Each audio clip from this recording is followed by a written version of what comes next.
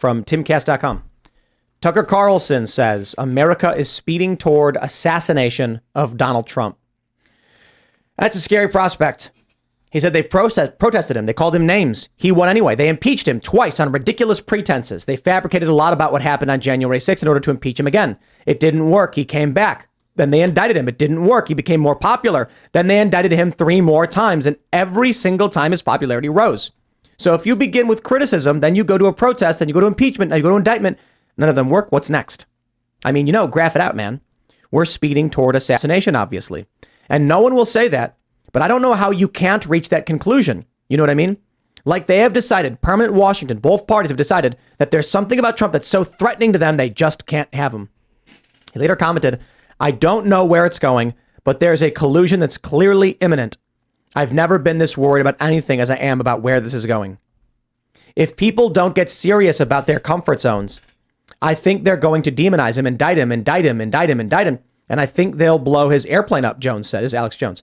I really, at a gut level, believe they're going to kill Trump. There was a story in, I think it was 2015, a guy tried grabbing a gun from a cop at a Trump rally. There's already been threats made against Donald Trump. And I guess we can only hope and pray it doesn't come to that. But Tucker makes a really interesting point. Now, I will counter. He's not gotten more popular every time they've indicted him. Because I track the favorability and popularity of Trump. It is stable. Stable is potentially as bad or worse. Stable means that there are people who don't care what the government does or says. They will never abandon Trump. That's it. It also says there are people that no matter what will never support Trump. Right. If Trump got more or less popular because of the indictments, that would mean something. Becoming less popular means there are people who supported him but now are backing away. If he becomes more popular, it means that people who didn't support him are starting to support him. No, it hasn't changed because it's locked in right now. The left and the right, whatever you want to call it, the political factions are stable. And that means all of the things they're doing are just radicalizing people and making the flames bigger and more dangerous. Which I kind of assume is what they want, right? I don't know. I mean, it's, man, there's a lot of scenarios in my mind, but if Tucker is correct, I don't see how this country survives another year, 2 years, year and a half. I don't think Tucker's correct. I forget who we had on the show, but he said you can't, in 2023, you can't do what you did in the 60s, right? You can't give somebody the Kennedy treatment. I think they've already done it to Trump, and we've seen it. It's the indictments. It's the mainstream media with all the pieces throughout his presidency. It's all of that. That they've already taken him down, or at least attempted to. I don't think so. I don't think Trump is predicted to win right now. So CNN reported this, not my opinion, calm down, crackpots. CNN said right now, based on all the data they got, it's looking really good for Trump. Now you take into consideration that the student loan debt is about to kick back on in the next couple of weeks. Think about this. So I was talking to my girlfriend about this earlier. I said, I was passively talking about it, and then she was like, wait, everyone's got to pay back their student loans again starting in a couple of weeks. And I'm like, yeah, something like that. And then she was like, they're not going to have the money. And I'm like, right, exactly. And then I said, and the question then becomes, how do they pay for their student loans? If right now we got all these videos of young people saying, I can't afford my bills, how are they going to pay back their student loans if student loan repayment restarts? They're not. And then I'm like, so it's kind of like 2008. They gave out loans to people who didn't have credit and couldn't afford it. And then my girlfriend was like, well, they got their parents to co-sign. She's like, a lot of these people got their parents to co-sign. And I was like, interesting. Yep. Then when these 27, 28-year-olds don't pay back their loans, and then the lenders say, your mom or dad is a co-signer, and goes to them and says, you got to pay. And then they go, we can't afford to pay. And they go, then we take your house. Mm-hmm.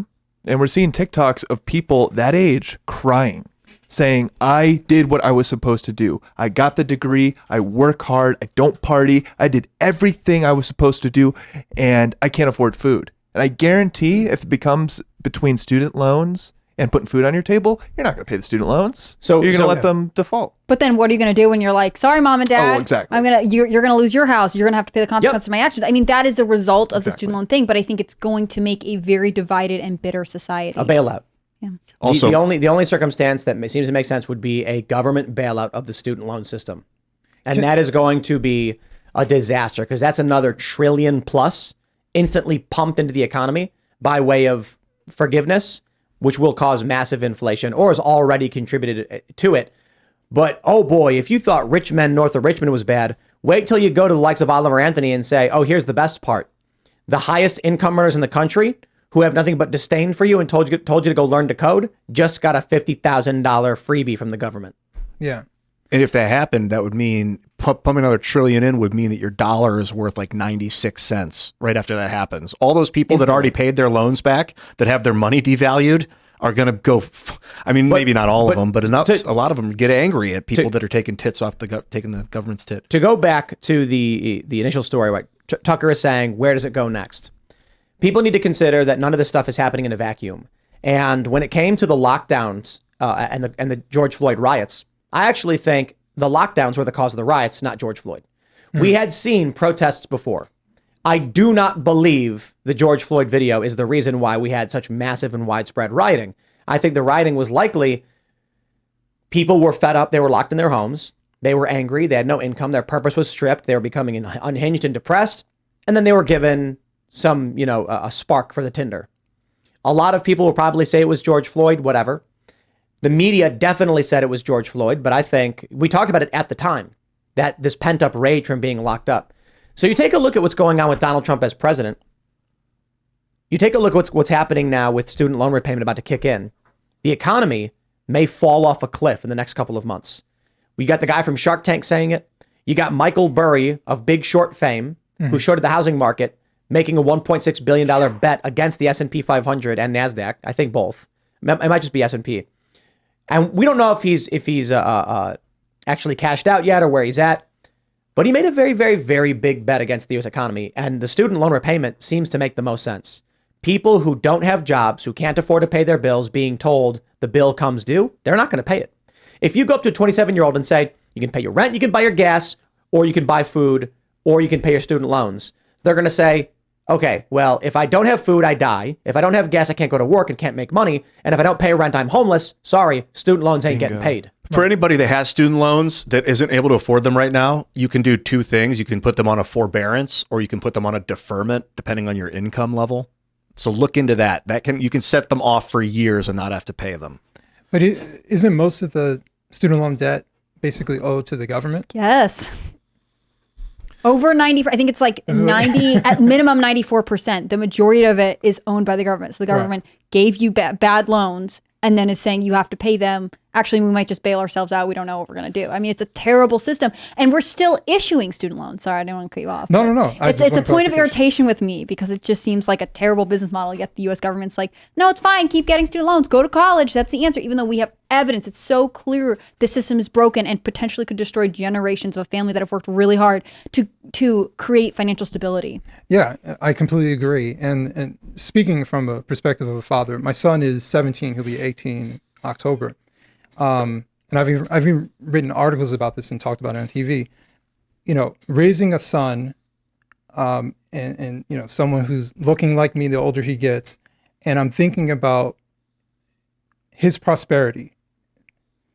The only thing I've ever been worried about with my son is what is he going to do as far as college?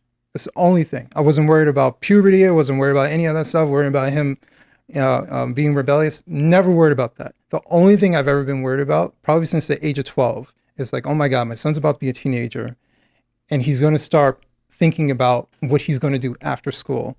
And I think about how unfair of a message it is to spread to kids that the only way for you to find success is to sign on a dotted line. You have no credit history, right? You have no income, you have no job prospects, but you have to sign on a dotted line and have hope that whatever you're intending to pursue is going to work out. And obviously, that's not what happens. And every year, some kid is competing against you and so on and so forth.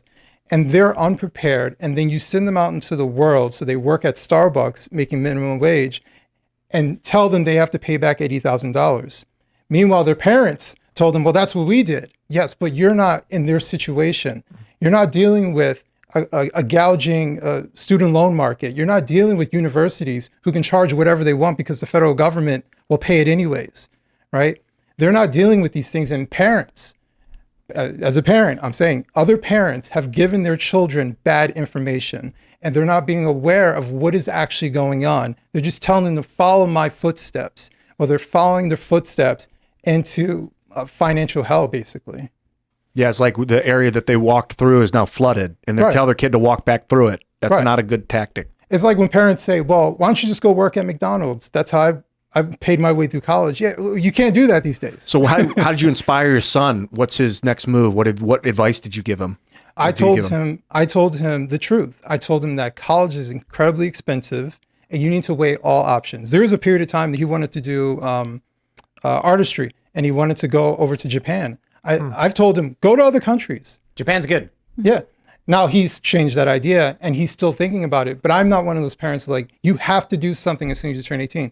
He wants to go bounce around Europe next year, but he's working. Nice. He's been working this entire time. We started doing homeschooling, but I'm having him think for himself rather than force a narrative onto him that the only way to find success in this world is through college. And for me, as someone who worked in IT, I did the same job as everybody else who got their computer science degree. I went to a 11-month program, for tech school. Instead of 4 years of bachelor's and crazy amounts of tuition. Yeah, my student loans are paid off. So, there are alternatives. And I think parents just have to be aware that what you went through is not what these kids are going through. They're set up for failure going that route. They're set up for a lifetime of financial hurt. And radicalization. And radicalization. And one other thing I just want to add, we're talking about the economy dipping.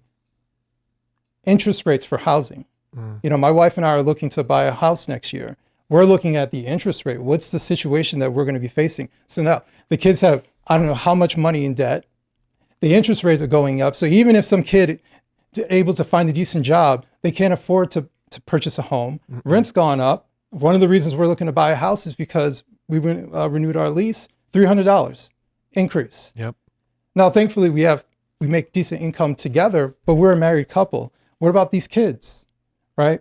So I foresee the Europe is like a European style setup that's happening in America, because all the European adults that I know, most of them live with other people, live with other adults. They all have roommates. That's where we're going. Thanks for watching this clip from the Timcast IRL podcast. Hang out with us live Monday through Friday at 8 p.m.